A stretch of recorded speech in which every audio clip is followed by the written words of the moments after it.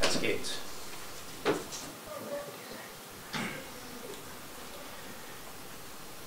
I'm currently enrolled in the ACE program, working on my second year. I am a Tsimshian of the Gidikangig tribe. I belong to the Gisbetwada clan and the House of Wasiiks. I've worked as a fisherman all my life until quite recently, where I jumped the fence and started to work for the Metlakatla Fisheries program. My sources for this discussion primarily are from Where the Wild Things Were, The Life, Death, and Ecological Wreckage in the Land of Vanishing Predators by William Stolzenberg. I will use the work of John Elton, Harrison Smith and Slobodkin, Robert T. Payne, and G-Rat Vermeer to illustrate Trophic Cascades and Jim Estes. The purpose of my talk is to bring awareness to the fact that predators are needed to have healthy ecosystems. I will answer the following two questions. What is a trophic cascade, and why should anyone care?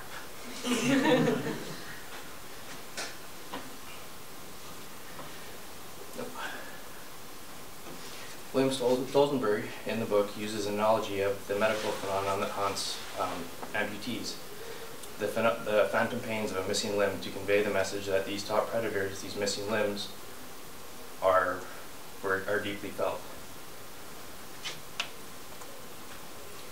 The textbook definition of a trophic cascade is an ecological phenomenon triggered by the addition and removal of top predators and involving reciprocal changes in the relative populations of predator and prey through the food chain, which often results in dramatic changes in ecosystem structure and nutrient cycling.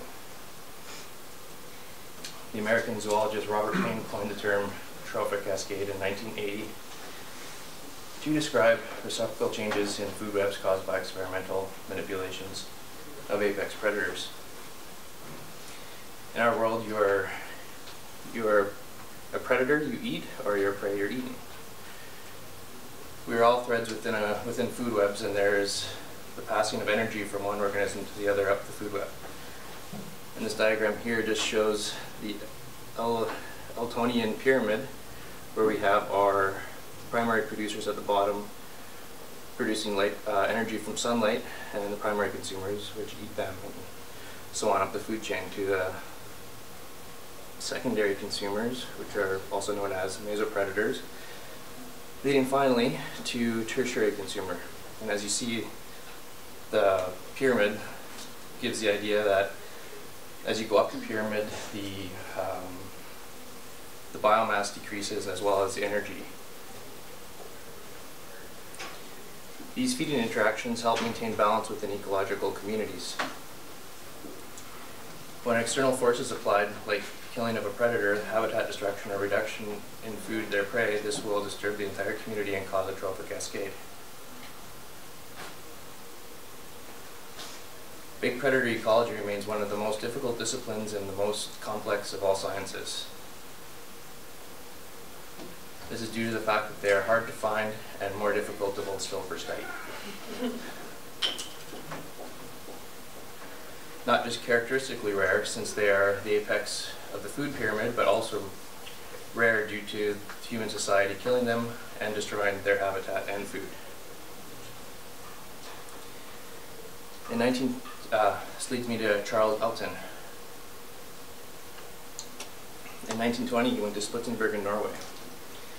He was the first scientist to appreciate and understand the complexities of ecosystems and their animal communities. Spitsbergen is a bleak ice-encrusted tundran archipelago, as you can see in the picture there. Now, it's halfway between Norway and the North Pole, and half the year it's icebound.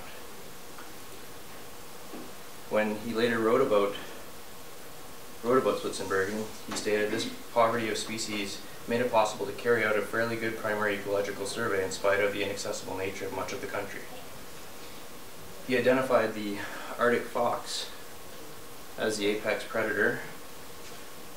The only other mammal was a reindeer and 3 or 4 different kinds of seabirds, most notably large flocks of seabirds on the cliffs. This small amount of life allowed him to see the glue that held everything together. And he basically created the Eltonian pyramid. After 3 summers in Spitzenbergen, Elton would write the book Animal Ecology, a book that introduced what was to become one of the most important concepts in community ecology, food webs. Elton defined a niche as an animal's relations to its food and enemies. He designates food as the all-important factor in animal communities. This leads me to Harrison, Smith, and Slobodkin, here on an called HSS. There are 3 ecologists from the University of Michigan. In the beginning of their 5-page paper, they stated that their logic is not easily refuted. But this did not deter the intense debate that followed their publication. The traditional idea of how life works in the world at the time governed from the bottom up. Plants grew from the sun, and herbivores ate the plants, and carnivores ate the herbivores. Their hypothesis was known as the world is green hypothesis. It's based on the innovative ideas of HSS, who in 1960 ingeniously proposed that the world is green because predators limit their plant-eating prey.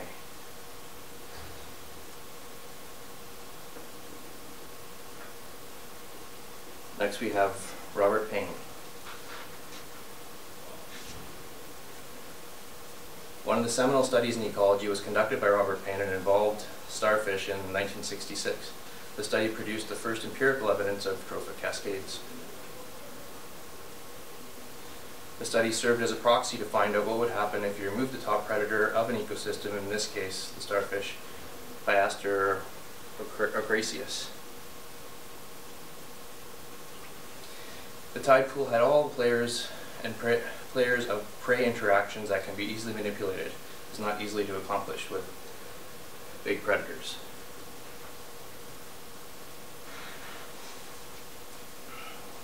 Payne coined the term keystone predators. He borrowed the term from architecture, the keystone being the critical to the structural integrity of an arch. It just seemed natural, he stated.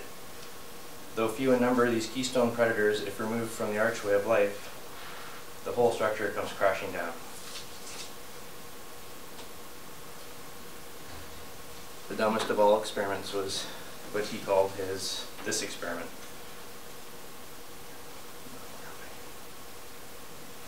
He called it the dumbest of all experiments due to its simplicity. That's what made it so brilliant. At the Olympic Peninsula of Washington, as a graduate student in the 1960s, he would month after month toss out the starfish of one tide pool, leaving them in one tide pool nearby. And as a side note, he threw out his rotator cuff. And then what happened? As you can see here, you have a fairly healthy ecosystem. You got algae, and this is just, yeah. Where the predator Piaster ocraceus went missing, its main prey, a dark mussel named Mytilus californius, flourished spectacularly. Within a year, Mytilus had crowded half the other species off the rock, with the survivors hanging on by their figurative fingertips. In time, only a stark monoculture of mussels would remain. Payne had triggered a collapse of his miniature ecosystem. As time progressed, only 7 of the original 15 species remained. Eventually, they were all choked out by the other species, the mussel. The resulting paper was the most cited paper in the history of ecology. If this small predator can do this to this small ecosystem, what about the larger picture? This leads me to Girat Vermeer. Girat Vermeer was a conchologist, the study of mollusks from the University of California. He was blind from the age of 4 due to glaucoma, and this allowed him to have a 3D clarity that most of us do not know of. He realized that the marks of the shells that he analyzed were the marks of battle. It showed that the shells have served their purpose to protect the mollusks from the predators. It illustrates the idea that evolutionary adaptations progress greater defenses and thus greater attack mechanisms. This led to the phrase evolutionary arms race. And in the picture there, as a PhD student, Girat Vermeer wondered whether some mollusks have evolved elaborate shells such as this to ward off predators.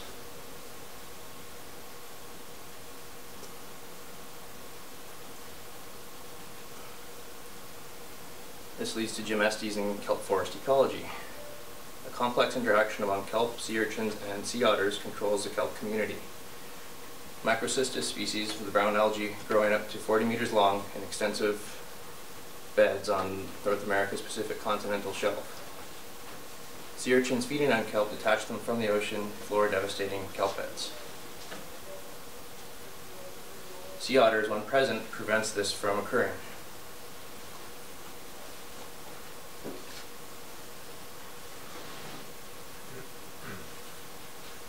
This diagram, this shows with sea otters, the kelp vegetation cover is fairly good, and with little sea otter, scarce sea otters, the kelp cover isn't very good.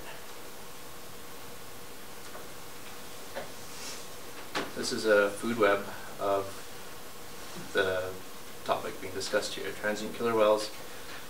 Traditionally ate pinnipeds, traditionally, and then due to external forces, they eventually had to go to sea otters, and this created a trophic cascade down to sea urchins and down to kelps that in turn went to affect the foraging fish. Sea otters, when sea otters abound, sea urchins are few, kelp beds thrive, and sea otters feed mainly on fish. When sea otters are few, sea urchins abound, and kelp beds are thin, and sea otters feed mainly on sea urchins.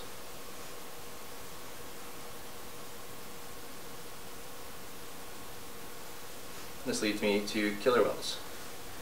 Killer whales are the largest carnivores on the planet on land or sea. It outweighs the largest land carnivore, the polar bear, by 8 times.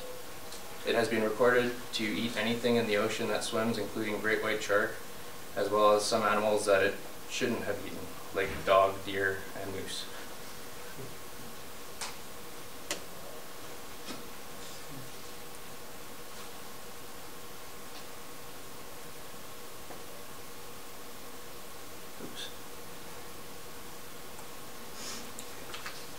By the mid-20th century, sea otters were nearly extinct due to the rampant fur trade. This resulted in the decline of local kelp forests, as herbaceous sea urchins that fed on the kelp were no longer kept in check by the sea otters. In 1911, the sea otters were granted protection under the International Fur Seal Treaty, and the population began to recover, as did the kelp forest. However, sea otter populations in western Alaska have declined again in the last 10 years, causing scientists to search for possible explanations. Estes and his colleagues determined that neither malnutrition, toxins, or disease could adequately account for the plummeting sea otter population. Therefore, predation was examined as a possible cause. Historically, killer whales focused largely on pinniped populations as a resource base, and this being the transient killer whales. Due to the pinniped's decline, killer whales shifted to other prey. Sea otter population declined due to killer whale predation resulted in the consequent collapse of kelp forest ecosystems. This study showed the underappreciated importance of an uncommon and transient species having a controlling effect on community structure. Large and widely foraging apex predators can link interactions across ecosystems. Intersystem linkages are becoming increasingly well known. It is unusual because the linkage is formed through the activities of a top-level carnivore.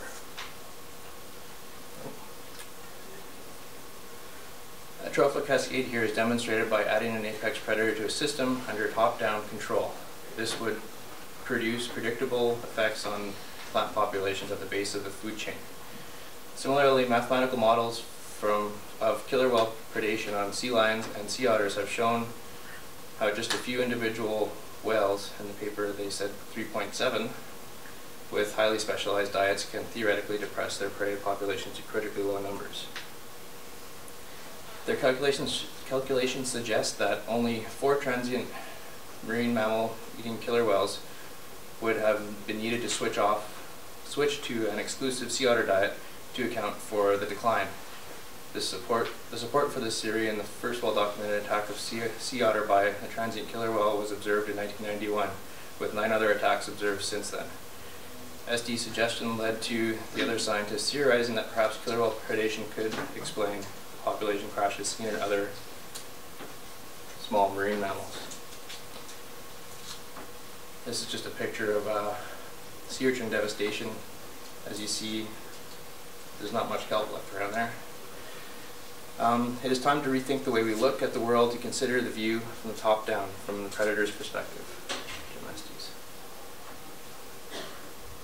There are some who can live without wild things and some who cannot. The largest of all those wild things are something that none of us can live without. Understanding the ecological role of apex predators has been slow coming, but it has arrived. We can begin to move from what's happened to what can be done. The possible solutions can be difficult and controversial, but the evidence is clear. Dethroning an ecosystem's predator means installing a tyrant.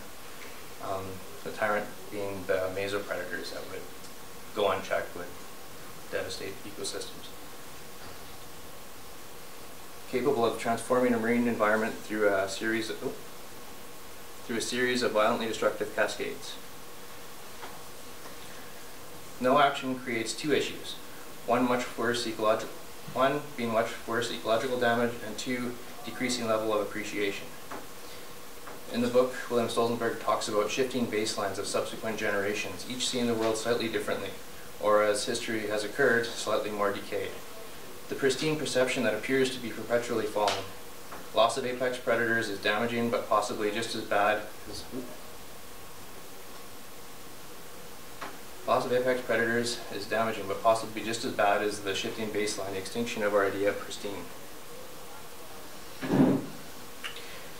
Conclusions, why you should care.